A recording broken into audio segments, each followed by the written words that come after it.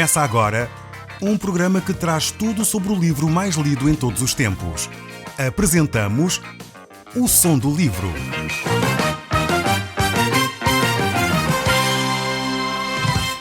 Seja muito bem-vindo. Neste podcast vai encontrar o livro mais conhecido e lido em todo o mundo. Vamos levá-lo numa viagem pela história da humanidade. Este é um audiolivro para si, para a sua família e sociedade em geral. Contextualização e comentários de Paulo Chaveiro. Eu sou Paulo Chaveiro e nós hoje estamos de volta ao livro de Ezequiel. Eu gostaria um pouco de recapitular aquilo que nós estamos a abordar nestes capítulos que estamos a analisar nestes dias, o capítulo 38 e o capítulo 39 do livro de Ezequiel.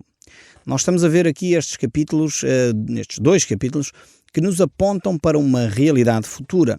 Deus começa a falar com a nação de Israel a partir do capítulo 36 e vai trazer à nação esta esperança. Uma esperança que estava perdida, uma esperança que estava esquecida. O povo sentia-se como seco por dentro. Talvez alguns de nós já nos sentimos assim, em momentos em que há uma aridez tremenda na nossa vida, não temos rumo, não temos esperança, não há objetivos para a frente. O que fazer, afinal de contas, da nossa vida? O que é que andamos cá a fazer? E a nação de Israel encontrava-se nesse estado de espírito. Sentia-se seco por dentro, só, desamparado, não sei se é o seu caso, mas há uma mensagem de esperança para quem se encontra assim.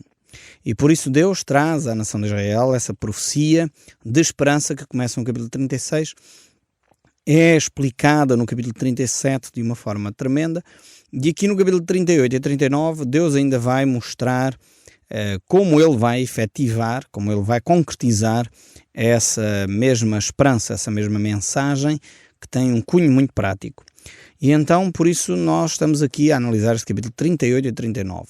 Estes dois capítulos apresentam-nos a restauração da nação de Israel no seu todo, mas ao mesmo tempo vai-nos mostrar que esta restauração não é sem lutas, não é sem dificuldades. A restauração, normalmente, em cada um de nós, tem sempre um processo, muitas vezes até doloroso. Tenho acompanhado algumas pessoas com problemas emocionais, muitas vezes, algumas com alguns distúrbios, dificuldades, complicações, às vezes até no matrimónio, e às vezes não é fácil lidar com as situações. A restauração muitas vezes é dolorosa. A restauração muitas vezes passa por momentos difíceis. Passa por lutas, sem dúvida alguma. Essencialmente lutas internas, lutas com os meus defeitos, com as minhas práticas, com aquilo que eu acho que é adquirido, mas que eu tenho que deixar e que me prejudica. E realmente às vezes isso é difícil. É difícil nós crescermos no conhecimento de quem nós somos sem passar por essas batalhas, por essas lutas interiores. E não há vitória, não há restauração sem que nós possamos tocar, muitas vezes, em pontos e áreas sensíveis. É doloroso. Dói muito. Algumas das pessoas com quem tenho orado, acompanhado nos seus momentos de restauração, realmente algumas delas choram diante de mim porque aquilo custa. Sair desta situação, perdoar alguém que nos feriu, ultrapassar uma dificuldade, abandonar um hábito ou um vício, muitas vezes é doloroso. E isso requer esforço, requer sacrifício, requer empenho, requer dedicação, mas vale a pena. A restauração tem todos esses componentes presentes. Seja a nossa restauração emocional, como seres humanos, seja esta restauração que Deus quer trazer aqui à nação de Israel. E é por isso que Deus apresenta aqui a restauração de Israel como uma batalha. Não sabemos ao certo se será uma batalha literal ou se é de facto uma batalha mais do foro espiritual, porque sabemos que efetivamente Israel travou muitas batalhas físicas, batalhas realmente militares, mas a maior batalha que Israel travou, e neste caso perdeu nesta altura em que Ezequiel estava a profetizar, era a batalha espiritual. Porque se efetivamente a nação de Israel tivesse ganho essa batalha espiritual, ou seja, tivesse abandonado a idolatria, tivesse abandonado a corrupção, tivesse abandonado a mentira, tivesse estabelecido a justiça, tivesse reposto a verdade, Deus fala nisto no livro de Isaías, no livro de Jeremias, aqui no livro de Ezequiel. Deus aponta de uma forma muito concreta quais eram as falhas espirituais deste povo. E por isso mesmo Deus queria restaurar esta nação. Nós já vimos esse texto aqui no livro de Ezequiel, quando Deus diz que ele não tem prazer na morte do ímpio, antes pelo contrário, que ele se converta e viva. Este é o grande propósito de Deus para todos nós, é que cada um de nós possa viver uma vida abundante. Jesus disse isto. Aliás, ele chegou ao pé dos discípulos e disse: para que a vossa alegria seja completa, eu vou continuar a falar acerca de mim. E vou falar acerca da morte, da ressurreição. E ele continua a descrever no capítulo 15 do livro de João aquilo que ele quer realizar, a intimidade que ele quer ter consigo e comigo, como é que ele quer fazer isso, para que a nossa alegria, o nosso gozo seja completo. E é por isso, nesses mesmos textos, que Jesus diz que ele nos quer trazer a paz de Deus que excede o entendimento para guardar o nosso coração. A paz, a alegria, o amor não estão à venda em lado nenhum. Não há nenhuma religião que possa vender alegria, ainda bem. Infelizmente já há tanto negócio em torno da religião. Se pudesse vender alegria, paz e amor, então ainda seria o caos maior. Damos graças a Deus porque aquilo que é mais sério na vida do ser humano não está à venda, não se pode comprar. Ainda que o homem tente vender a alegria, por isso cria-se entertainment, cria-se muitos show-off, cria-se muitos espetáculos para ver se as pessoas riem um pouco, mas confundem o riso com a alegria. A alegria de Deus não é simplesmente rir, não tem a ver com as circunstâncias.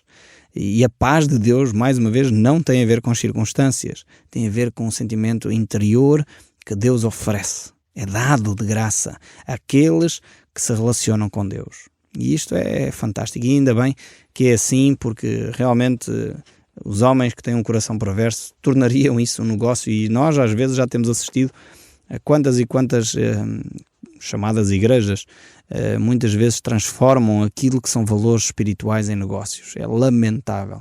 Precisamos de abandonar esse tipo de práticas, abandonar de facto esse tipo de atitudes, porque são contrárias à vontade de Deus. Os valores espirituais não estão à venda. Eu digo isto mais uma vez para que fique claro na sua mente. Não estão à venda. Não se podem comprar na comunidade A, B ou C, não se podem comprar com os dízimos e ofertas, não se podem comprar com as minhas atitudes.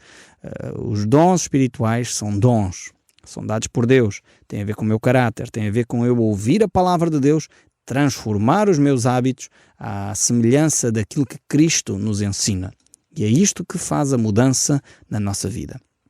E então, precisamos de introduzir estas novas verdades no nosso ser para podermos ser pessoas que vivem restauradas, pessoas que vivem realmente vidas que são alegres diante de Deus. E é este ensino profundo que nós encontramos aqui nestes capítulos 36, 37, 38, 39 do livro de Ezequiel. Deus vai falar sobre restauração. E a restauração, como eu estava a dizer, implica lutas, implica batalhas e tem opositores também. Muitas vezes no nosso interior os próprios opositores somos nós mesmos. Às vezes no nosso interior a restauração emocional que nós queremos viver, às vezes os opositores são externos a nós. São circunstâncias, são vícios, são amigos, entre aspas, não é? São pessoas de família, são as pessoas que estão ao nosso redor, que são pessoas que muitas vezes nos impedem de crescer espiritualmente, nos impedem de melhorar aquilo que nós somos. Então temos este conceito que nós encontramos aqui em Ezequiel 38 de inimigos. Inimigos, neste caso, que venham do norte.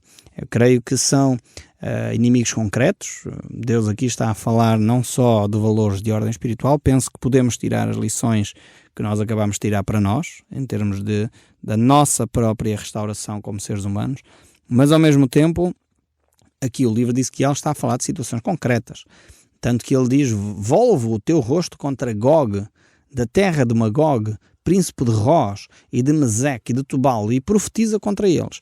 Ou seja, Deus, assim como falou alguns capítulos atrás sobre a nação do Egito, sobre a nação de Edom, sobre a nação de Moab, nações existentes daquela época, que o povo de Israel tinha perfeitamente conhecimento de quem eram, Deus agora aqui vai trazer nações que não eram conhecidas naquela altura.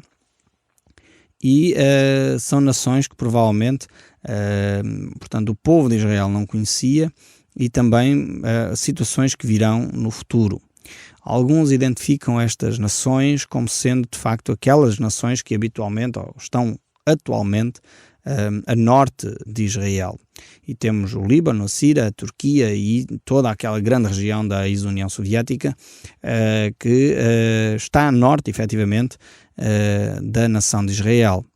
E alguns identificam inclusive este príncipe de Rosh como sendo o início da palavra Rússia, que não aparece. A palavra Rússia aparece, é muito recente no vocabulário da história da humanidade. E por isso mesmo, alguns identificam como sendo esse fenómeno que iria surgir muitos milhares de anos depois. Portanto, a profecia de Deus não se limita a dar orientações a 10, 20 ou 30 anos. Muitas vezes as profecias que nós encontramos nas Escrituras têm milhares de anos entre aquilo que Deus declarou e aquilo que vai ser a concretização dessa mesma profecia no tempo e no espaço em que ela se concretizará realmente. Então, para nós percebermos que não há limitação de tempo para Deus. Aliás, a Bíblia tem um texto bíblico fantástico, que é, para Deus, um dia são como 1000 anos e 1000 anos como um dia. Para Deus, o Deus que é eterno, que vive eternamente na eternidade, não há tempo. A limitação espacial e a limitação temporal é nossa, não é de Deus. E nós, como estamos limitados a esta dupla dimensão, espaço e tempo, achamos que Deus também se limita a esta dupla dimensão espaço e tempo. E Deus não funciona assim.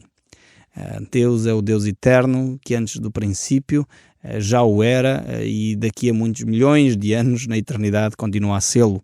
Ele é o Deus de eternidade em eternidade. E realmente isto não cabe na nossa cabecinha pequenina, redondinha. Pelo menos na minha não cabe. Sou demasiado limitado para conseguir compreender um fenómeno como a eternidade, como a falta de tempo e espaço. Nós não conseguimos conceber este tipo de raciocínio. Por isso é tão difícil para nós compreendermos que Deus é Espírito. Porque um Espírito não tem lado direito nem lado esquerdo, é Espírito, é imaterial, não tem matéria. Por isso não se identifica. É por isso que a Bíblia diz que nós não podemos ver a Deus, nenhum homem pode ver a Deus. E nós temos grandes dificuldades com isto, porque nós, seres humanos, queremos tornar tudo material, tudo concreto, tudo visível e palpável. Somos muitas vezes como Tomé, que depois de Jesus ressuscitar, ele diz, bem, se eu não vir e não colocar os meus dedos nos cravos, então não acredito. E quando Jesus apareceu, Tomé arrepiou caminhos e disse, bem, nem pensar. Alguma vez eu vou contestar, afinal é mesmo verdade, Jesus Cristo ressuscitou. Ainda que hoje em dia querem continuar a dizer que afinal Cristo não ressuscitou e inventam para aí aldrabices para tentar dizer que a ressurreição não ocorreu. Mas também não é novidade nenhuma, não é? Já os fariseus daquela época estavam a inventar, a dizer e pagaram, subornaram o poder militar da altura. Os militares que estavam à porta da sepultura subornaram-nos para que eles mentissem, dizendo que foram os discípulos que roubaram o corpo de Jesus, que ele não havia ressuscitado. Então esta mentira, portanto, logo no primeiro dia em que Jesus ressuscitou começou. Portanto, não é novidade nenhuma que hoje supostamente arqueólogos e supostamente realizadores de filmes que querem ganhar milhões inventem a história ou tentem confrontar uma das verdades mais basilares da fé cristã, que é a ressurreição de Cristo. Portanto, não me surpreende que haja por aí estas conversas hoje em dia e novos documentos que surgem e novas coisas que aparecem. Sinceramente, para mim não me espanta e não acrescenta nada. Continua a ser a mesma forma que Satanás usou desde a ressurreição de Cristo, continua há 2000 anos a utilizar a mesma arma, a tentar denegrir a imagem de Jesus, a tentar denegrir a ressurreição de Cristo, a tentar inventar provas onde elas não existem, porque, como é óbvio, Jesus, como ele ressuscitou, não deixou provas para trás, e realmente as pessoas têm, de facto, no seu coração sempre tentar a Deus. Que Deus nos livre a nós de entrarmos nesse barco que no fundo os fariseus entraram, esses mesmos fariseus a quem Jesus dizia que vocês são hipócritas. E porque Jesus os chamava de hipócritas, eles ficavam furiosos, então tentaram arranjar maneira de dizer que ele não havia ressuscitado. Realmente, até a forma como eles fizeram é ridícula. Dizer que um bando de pescadores tentaram fazer frente ao grande exército de elite romano, quer dizer, era do mais ridículo que se podia imaginar. Alguém com redes iria fazer frente aos soldados romanos. Os soldados romanos simplesmente eram o exército mais poderoso daquela época. Estávamos a falar na época em que o Império Romano era um império no seu auge. Não estamos a falar já na decadência do Império Romano.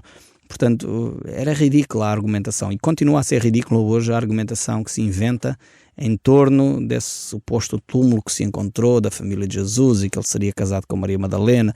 Realmente os homens gostam de inventar romances até com aquilo que é mais sagrado. E é uma tristeza que infelizmente hoje toda a gente respeita outras religiões, toda a gente respeita a fé muçulmana, hindu, budista, isto e aquilo, mas infelizmente já ninguém respeita o cristianismo. E é triste perceber esta guerra espiritual que acontece na nossa velha Europa que se dizia cristã. É do mais ultrajante para mim, pessoalmente, como cristão, verificar que as pessoas não têm o mínimo de respeito pelos valores cristãos, por aquilo que é sagrado para o cristianismo. Se isto fosse em relação a uma outra confissão religiosa qualquer, provavelmente já havia processos a decorrer em tribunal e coisas do género, por estes ultrajes que se levantam contra os princípios básicos de uma fé. Mas enfim, isto é talho de foice comentar estes aspectos aqui, porque na realidade estamos a viver períodos deste género, períodos de ataques frontais à fé cristã, períodos que muitas vezes nos mostram que se quer pôr em causa tudo aquilo que a Bíblia ensina, mesmo quando são ensinos básicos, ensinos fundamentais para a nossa fé cristã. Mas o texto bíblico, voltando aqui, nos fala acerca desta profecia, como eu disse, que estava a ser declarada a Ezequiel, mas que teria o seu cumprimento muito futuro. E ainda não sequer se cumpriu. E nós estamos aqui ainda no capítulo 38, enfim, temos vindo a fazer estes comentários aqui para tentar explicar um pouco o que é que está a acontecer ou que irá acontecer à nação de Israel. A nação de Israel então vai assumir de novo um papel preponderante depois da igreja ser retirada da terra na história da humanidade, e então vemos aqui que alguns povos se levantam contra esta nação. E vejamos aqui o verso 4 no capítulo 38, diz: "Far-te-ei que te volvas, porei anzóis nos teus queixos e te levarei a ti e a todos os teus exércitos." Então vemos aqui que há uma ação também ao mesmo tempo, ainda que estes povos querem invadir a nação de Israel, o próprio Deus vai trazer estas nações até às portas de Israel para ali haver a manifestação do poder de Deus. O verso 11 do capítulo 39 diz: "Naquele dia darei ali a Gog um lugar de sepultura em Israel." Ou seja, vemos que estes povos que vêm combater Israel não terão de facto o poderio, a capacidade para fazer frente àquilo que é de Deus.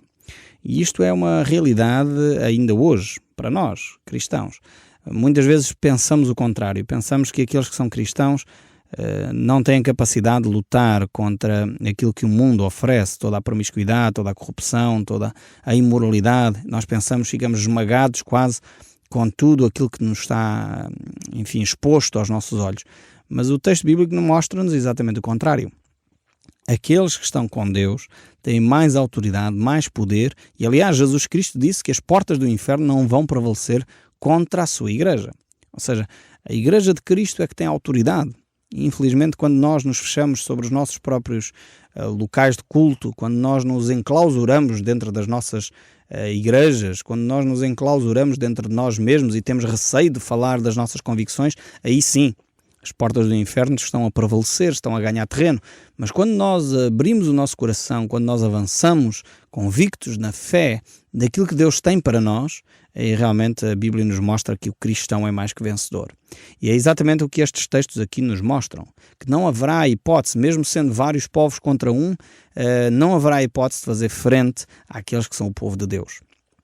E nós já temos visto a própria história da humanidade, mesmo a nação de Israel, haver literalmente cumprido esta profecia. E ainda que não se cumpriu na totalidade, porque, como disse, é um projeto que vai ocorrer no futuro, mas desde que a nação de Israel foi estabelecida em 1948, após a Segunda Grande Guerra, foi-lhe dado o território onde atualmente Israel se localiza. Foi só em 1948, não sei se você sabia disso, mas esse território tem sido conquistado palmo a palmo, com muita luta, muito sangue. De facto, os povos ali à volta têm sido muito bárbaros para com a nação de Israel. E não sei se você se lembra da famosa Guerra dos 6 Dias, em que 4 ou 5 nações ali à volta se juntaram para combater a nação de Israel, e Israel em 6 dias conseguiu neutralizar todas aquelas nações que se preparavam para destruir, naquela fase embrionária, a nação de Israel. Então Deus tem estado a cuidar deste povo.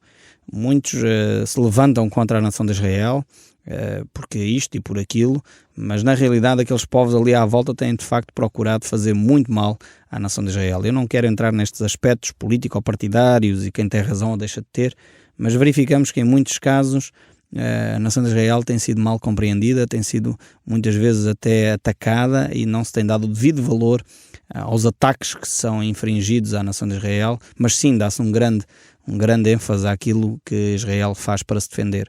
E vemos que realmente nesse processo até de restauração do povo de Israel à sua terra, em 1948, um dos grandes homens que desenvolveu este movimento, Theodor Herzl, um austríaco, ele dizia a certa altura: há uma terra sem pessoas, há pessoas sem terra. Deem a terra sem pessoas às pessoas sem terra.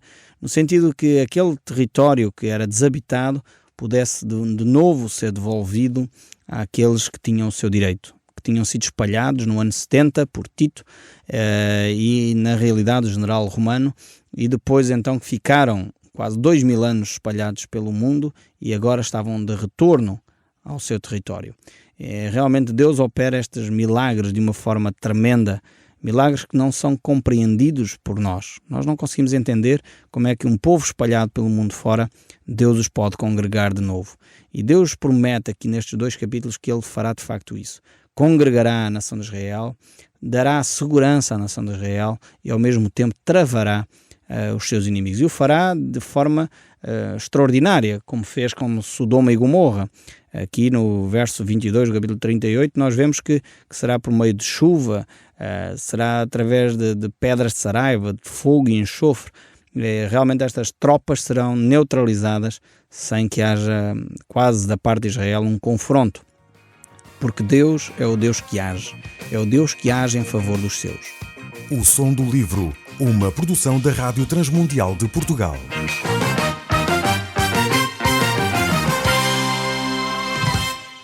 RTM. Conhece todos os nossos programas em rtmportugal.org. Uma produção da Rádio Transmundial de Portugal.